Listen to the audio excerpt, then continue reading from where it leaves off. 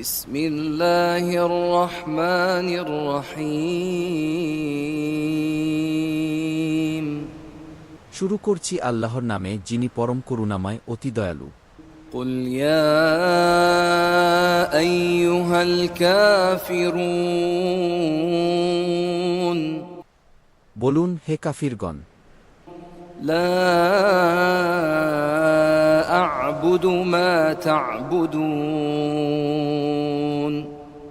আমি উপাসনা করি না সেইকে যাকে তোমরা উপাসনা করো, ولا أنتم عابدون ما أعبد আর তোমরাও উপাসনা করো না সেইকে যাকে আমি উপাসনা করি, ولا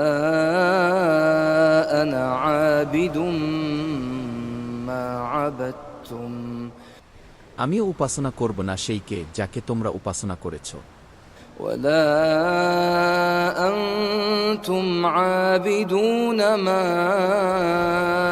أعبد আর তোমরাও উপাসনা করবে না সেইকে যাকে আমি উপাসনা করি। لكم دينكم ولي دين তোমাদের জন্য তোমাদের ধর্ম আর আমার জন্য আমার ধর্ম। গুরুত্ব ও শিক্ষা।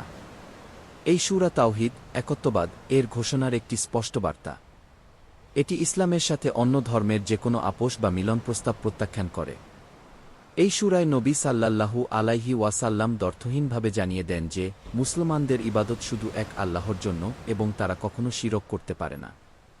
এই সূরা ধর্মীয় স্বাধীনতা ও সীমারেখা নির্ধারণ করে দেয়, তোমার ধর্ম তোমার জন্য, আমার ধর্ম আমার জন্য। হাদিসে এসেছে, নবী সাল্লাল্লাহু আলাইহি ওয়াসাল্লাম এই সূরাকে ফজরের সুন্নাতে এবং ঘুমানোর আগে পড়তেন। আল্লাহ আমাদেরকে সঠিক আকীদা ও তাওহীদের উপর অটল থাকার তৌফিক দিন।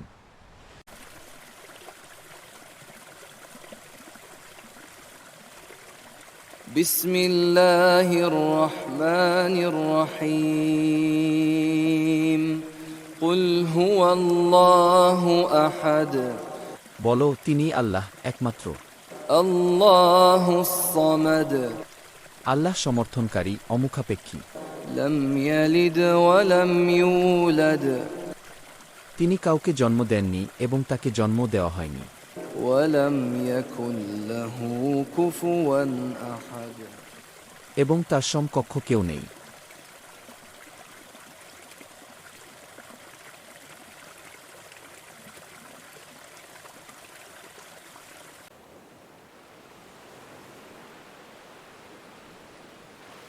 বিসমিল্লাহির রহমানির রহিম। শুরু করছি আল্লাহর নামে যিনি পরম করুণাময় অতি দয়ালু। قل أعوذ برب الفلق বলো, আমি আশ্রয় চাই প্রভাতের রবের নিকট, من شر ما خلق তার সৃষ্টি করা সকল কিছুর অনিষ্ট থেকে, ومن شر غاسق إذا وقب অন্ধকার রাত্রির অনিষ্ট থেকে যখন তা ছেয়ে যায়, ومن شر النفاثات في العقد গ্রন্থিতে ফুঁক দেওয়া জাদুকারীদের অনিষ্ট থেকে, ومن شر حاسد إذا حسد এবং হিংসুকের অনিষ্ট থেকে যখন সে হিংসা করে। ফজিলত ও গুরুত্ব। এই সূরাটি মন্দ জিন, শয়তান, বদনজর, জাদু এবং সব ধরনের অনিষ্ট থেকে রক্ষা পাওয়ার জন্য পড়া হয়। রাসূলুল্লাহ সাল্লাল্লাহু আলাইহি ওয়াসাল্লাম প্রতিদিন সকালে ও রাতে 3 বার করে সূরা আল ফালাক, সূরা আন-নাস ও সূরা আল ইখলাস পড়তে বলেছেন। এটি আমাদের সুরক্ষা দেয়। এটি নিয়মিত পাঠ করলে আল্লাহর রহমত ও নিরাপত্তা লাভ করা যায়।